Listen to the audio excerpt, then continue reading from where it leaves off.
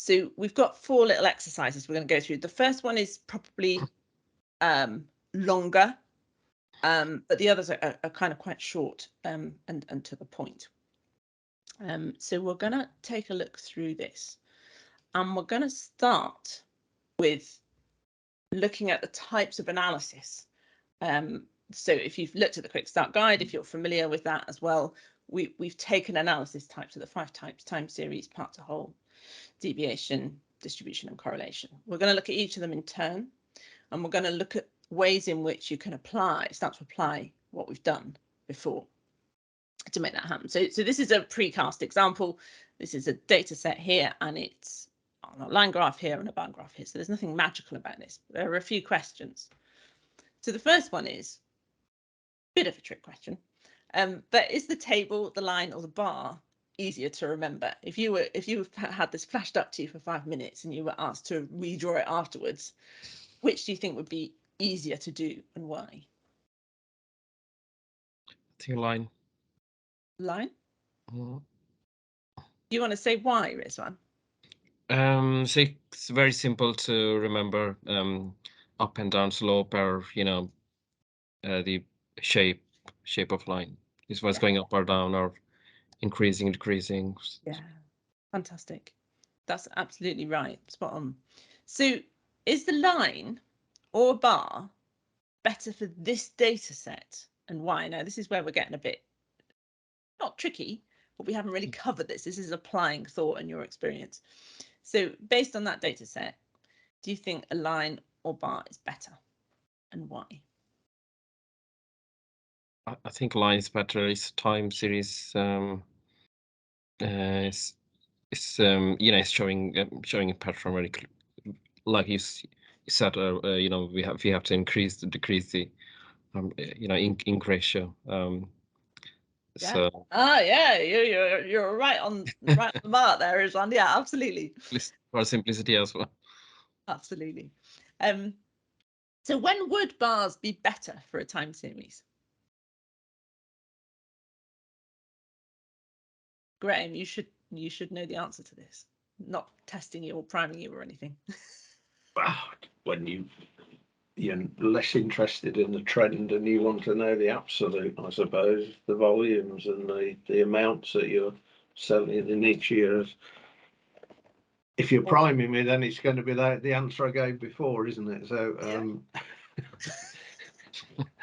I'm guessing. That's very cheeky of me. I'm leading you very strongly. Yes. So bars are better if within the data and for the particular audience, it's more important to show the relationship from 1 month to the next rather than the overall trend. And now, slightly trick question, but not trick. We haven't studied it. We've just mentioned it so far very briefly. When would you use points instead of lines?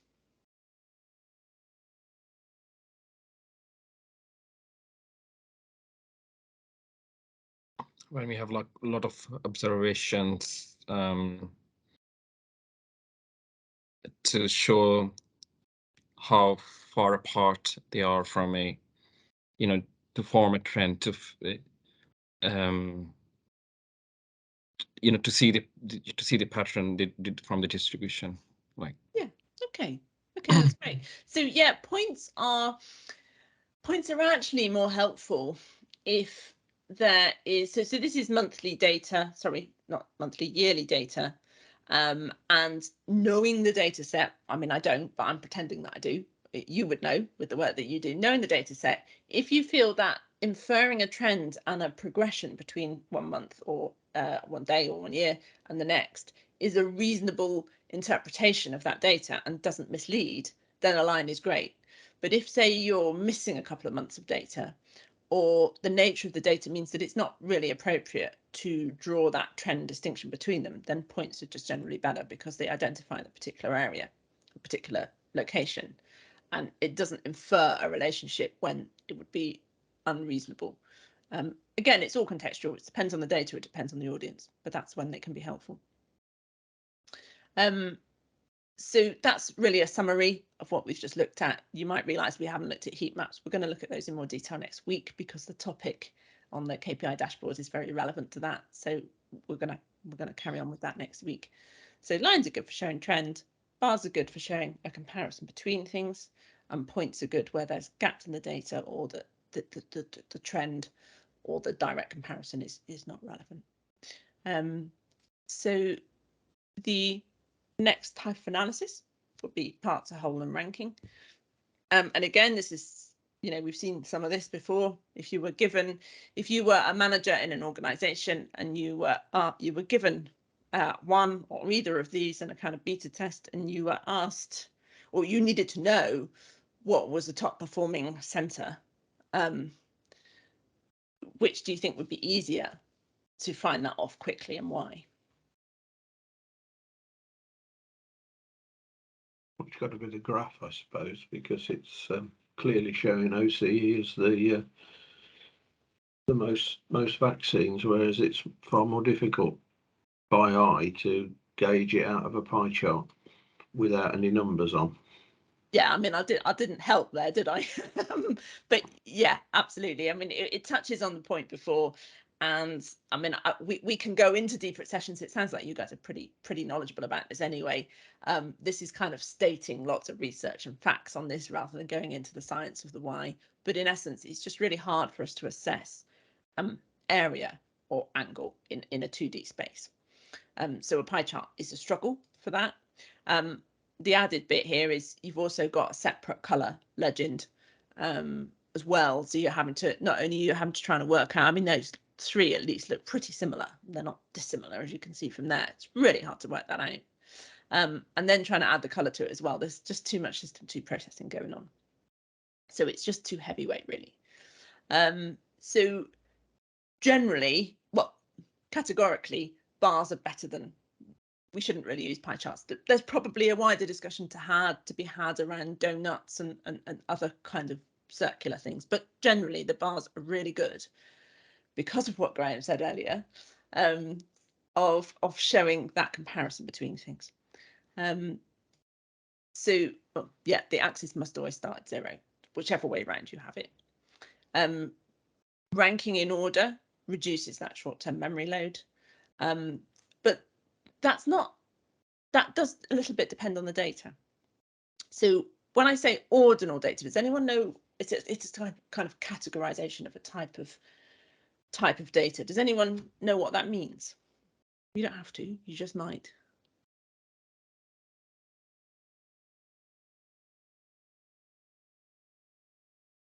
No, okay, that's all right. So we're going to come on, we'll touch it a little bit more in a minute, but ordinal data basically means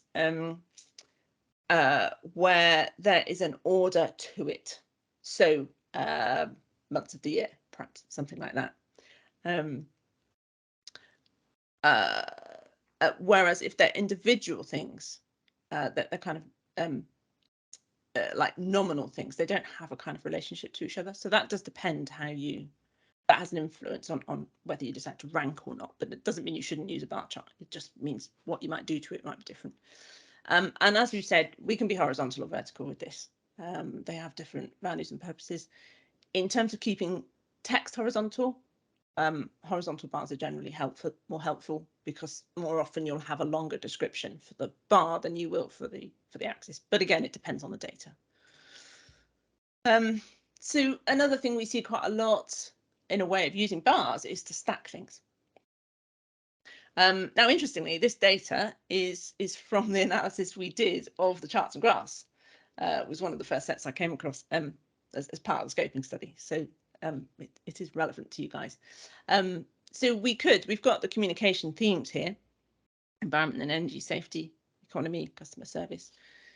It's quite easy as a design aspect to think, oh yeah, that's great. We can, and I used to quite like these, you know, stick them all in one bar. Looks really great.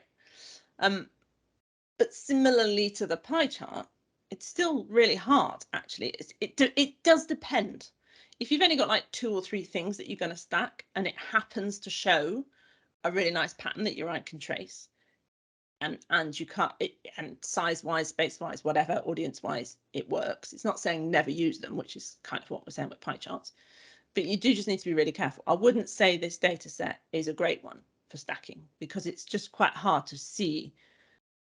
It's just coloured bars, basically. It's really hard to see any message. So generally the advice with stack is to unstack. This is one way that you could do that.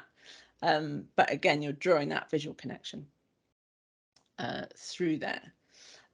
Another thing you could do is show the percentage as part of a whole, but on a line. So sometimes you see these done. Again, depends on data, but if you've got several components there, it might still be a bit challenging. Although you've kind of ended the 100% here, it's still quite challenging to work out. Depends on what the message is, but it can be quite challenging to work that out. So another way through that might be to separate those things out, zone in on the thing for the particular message, and annotate, add stuff to that, so that you really draw out. I mean, that's assuming that that particular thing is of interest to that audience as a result of that data, but really zoning in and doing that. So it just shows you some ideas of things you can do around there. So really with bars, keep them simple, and try and avoid stacked where you can. So we mentioned a little bit a while ago, you may not remember, but sometimes points can be helpful for a part to whole. The advice all the way through is, if you're going to use part to whole, if you're going to use bar charts for part to whole, the axis must start at 0. But if you notice with this one, you might have situations in data where there's grouping like this in a quite a narrow range. It's quite a long way from 0. So the recommendation there is, rather than just have a really long set of bars that are just like tiny bit different at the end, zone in, but don't do the bar. Use point or shape in some way and change the axis so that you can see more. If the point of the data is to see more clearly the difference between those very, very small points, then points are better to do that. And a slightly weirder example can be used is using a line for part to whole and ranking. So what this does is take, in this case, we're over years here, but it's encoding proportional changes every year, and kind of, I mean, this happens to be applying color selectively to do that. I wouldn't say they're most common ones, but it depends on your data. That there's you know, you can apply that, you can use that if you need to. So again, a summary here, which should be useful for future reference. We don't need to go into the detail, but most commonly bars will be used for part to whole and ranking.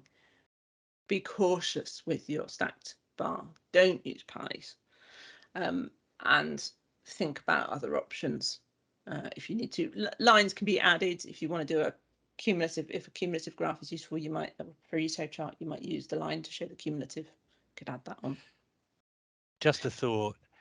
Customers often insist on pies. For some reason, they like them. If you got that kind of customer, bring their favorite pie to the meeting, but don't draw a pie. Thank you for that. I am slightly conscious of time as well and getting no, not as a comment to you, by the way. That was very good. Quit. Meringue, is it lemon meringue for you? Shall we do that? So the next type of analysis, let's go a little bit more back into it, interactive. Deviation analysis. It's kind of obvious, really. Deviation, you're showing a difference between two things. So there's kind of 3 ways to do that, and they're not dissimilar. So these 2 here, you can either do in terms of the actual value, or you can do it in terms of a percentage. And the shape will be different depending on what you do. So you need to take that into account in terms of the messaging. But they're still showing that variance between above and below. And then the third way would be to effectively use a bar chart, but encode a reference line on it, depending on what you're doing. Again, they can be horizontal or vertical. If you were going to go the bar chart route, then you're back to y-axis starts at 0 and add, or x-axis, whichever way you've got it round, and then adding a reference line to it. So bars tend to be helpful for that, but we've got some questions coming up now on an alternative, which is line. So the question is, oh, hang on, I've got a question in a minute. Okay, so same aspect here in terms of whether it's actually the values or the percentages, and it will change quite drastically in this case, change the shape of the chart. So you need to be mindful of what that message is showing, given the lines are encoding that. How will that help with the audience? Or if you're going to add a reference line on, I mean, the reference lining can be various. You could add a coloured band, like a shaded band. You could add a plan and acceptable. You could add proportions to that. Again, it depends on the data and the visual priming and cueing, but that can be quite helpful. The question is coming up. Yes. So the question is, why can a line graph be used for deviation analysis in this example rather than a bar?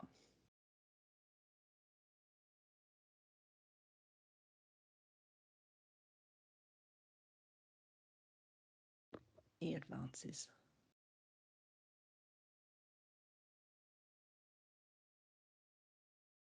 Something to do with what's on the axis?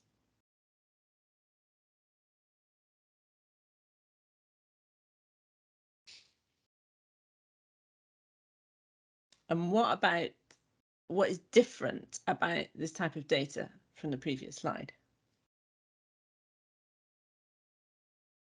What did we say lines were good for before? Time series. Time series. And what are lines really good at showing in the time series? Trend variation. Yeah. Graham's there. Graham's on the ball. So yeah, so this one, because the data happens to be about variance over time, whereas the other one was about categories of things, supplies or equipment. You can't really draw lines between office supplies and equipment because they're unrelated to each other. Whereas months of the year, assuming that's the point, you're not missing one, are connected. So that's why you're absolutely right. That's why this can be used. You can also use lines if your data demands it for deviation. And we touched on it before about the ordinal data. This might be new to some of you. There are basically, when you've got any sort of data, there are four types of four categorical types of data. When you probably know this instinctively, but I think I found it quite interesting to realize that there was actually some code behind all of this. So nominal data, things like northeast, southwest, you wouldn't really draw a line between them. Then you wouldn't really show a trend between north to east to south to west. So you would use bars for that. Ordinal, where there is a sequence to the data. So for example, months of the year, but that's not the only one. Interval categories are pretty much what you'd use if you were going to do a histogram. So distributions, bins. And then hierarchical, which I don't know is used hugely in a graphing environment, but where, I mean, we all know what hierarchy is. So you've got one main category and then you've got subcategories and then you've got subcategories and subcategories.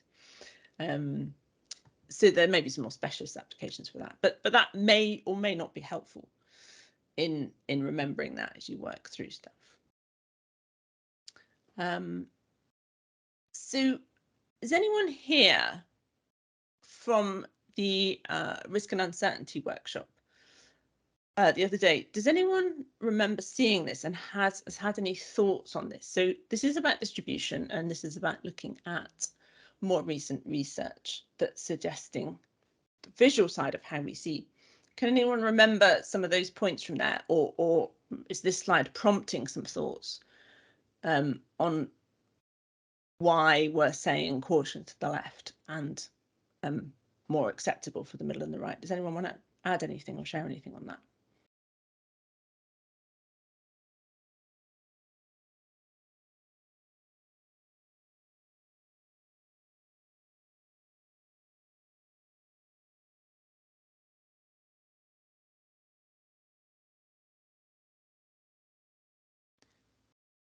So I mean, it kind of says it here, but the anything where there's a straight line or a point, it focuses attention on those things. Whereas with a distribution, particularly where it's an uncertain thing and you're trying to encourage the audience to be aware of that, being able to show that distribution in some way visually is really, really helpful. So box plots can be good, but there are challenges. Increasingly, people are kind of studying this area and realizing that actually, although if you know how to look at it and you know how to read it, that's great, but otherwise it's quite a challenge. I think it's fair to say, though, is it not? And I think Martina flagged this recently, that actually, even if you're a real expert in distributions and use box plots routinely, you're actually fighting your system one in your interpretation of them, and you have to engage your system two to interpret them correctly. Nicely put, Nick. Did you want to add anything, Martina, on that? I think Martina's on hold. Oh, is she? Okay, I can't see all the people. We might come back to that one in a minute. There's quite a lot for distribution. We're purposely, just to try and cover the main points of this, we're purposely not going into detail on all of these options. But we can and will do as we need to for future sessions. I think you probably, so someone did mention, I think Rizwan, it might have been you when we were talking about dots earlier, we were talking about distribution. I would imagine that you were referring to something like strip plots. Did you want to add anything there? No, I think I was talking about like sometimes we do observation of like, you know, of some, you know, simple experiment or it, like, you know, is a certain point, you know, maybe traffic observation at one location. So how is the, you know, like on a, say, for example, daily, how is it, you know, varying? And then we can, you know, find out some, you know, trend from there. Okay. Okay, so you're looking at kind of a distribution Hmm. more broadly, more like a correlation then, if you like. Yeah, correlation. Yeah, I think, Points. yeah. Okay. Yes. Okay, I get you. So in which case then the strips, what the strips can be good for is if you want to show variation or distribution within one variable, they can be quite a good way of doing that, because unlike a kind of defined line, they're showing that the dots are spread across an area. So it's the same principle, but it's just one variable instead of two, which you would use if you were plotting them on a kind of correlation plot. And as I'm sure you all know, you don't need me to tell you, histograms are pretty good for showing the shape and spread of a single distribution, and are quite commonly used and quite helpful. Lines can be helpful where it's important, guess what, Graham, to focus on the shape of the distribution, and particularly if you want to show multiple distributions over time on one graph. Again, probably a bit of caution to be used with that, depending on the audience, but that's certainly doable. And then finally, the correlation analysis. As we learned from our number counting exercise earlier, using colour sparingly to draw attention is really, really key for this. So it's about deciding in advance what you want to draw out onto that graph, and then deciding how to best to encode that. If colour's not enough, or as Martina was talking about earlier with colour blindness, you can also encode very distinctly separate shapes as well. So these 5 happen to be quite good visually clear ways for us to see the difference. So you can also use those as well. And then trend lines are useful, but try and keep it simple, and also draw attention, you know, use shading or direction or additional text, which we'll look at a little bit more, to help that kind of interpretation. So it was a bit of a whistle-stop tour. That is a kind of summary slide of the key things that we've talked about. So for each of the 5 analysis types, the larger icons here are the kind of the most common go-to graphs for that analysis. It doesn't mean it's the only choice, but it means that because of the nature of the analysis and because of our perceptual capabilities, they're more likely to be immediately understood. But depending on the data and depending on the message and depending on the focus that you need to draw, these other examples can work quite well.